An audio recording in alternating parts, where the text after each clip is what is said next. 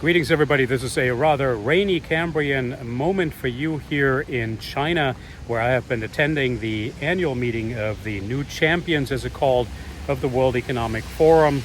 AMNC is a very tech-centric, Asia-centric, and somewhat younger version of the traditional World Economic Forum of Davos, and such. It includes a lot of new innovators. They're particularly exciting to be watching and studying and communicating with.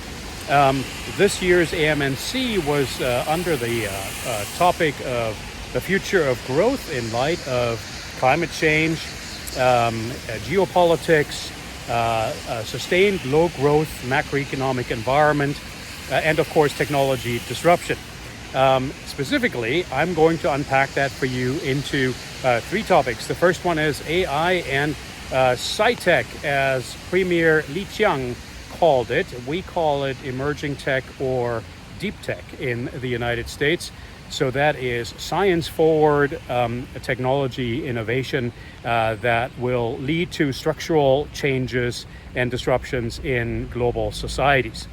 So on that front, clearly AI was at the center of it all, and it's being recognized that there is tremendous productivity potential, mainly because AI can lead to a democratization of knowledge and the productive process, help us lower the hurdles to entry to creativity and productivity. However, we are not quite seeing the results yet, at least not evenly spread throughout the economy. There's still a lot of hurdles, such as, number one, humanizing artificial intelligence, making sure that the user interfaces, the explainability is there so that the regular average human being without higher education and a lot of knowledge of technology can handle and shape artificial intelligence. The next one is local appropriateness of artificial intelligence, because it is still very much dominated by Western innovators and the English language.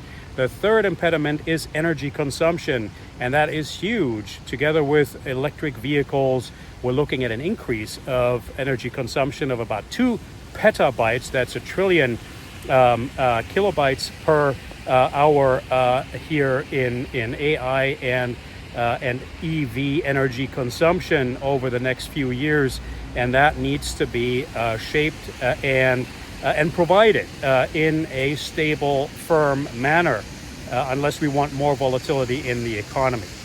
And of course, we need to govern the development of AI to make it inclusive and to make it safe. The next topic then is China and China's economic development path. That's a big one. China has some demographic problems, some macroeconomic problems that I won't go into here. However, the signs seem to be switched to progress. What does progress mean? Well, the third plenum is coming up. That is traditionally a very important meeting of the key steering committee of the Chinese Communist Party, about 200 people, including President Xi Jinping. And traditionally, the third plenum has been sending signals of opening going back to 1978 under Deng Xiaoping, where it was first announced that China would be opening.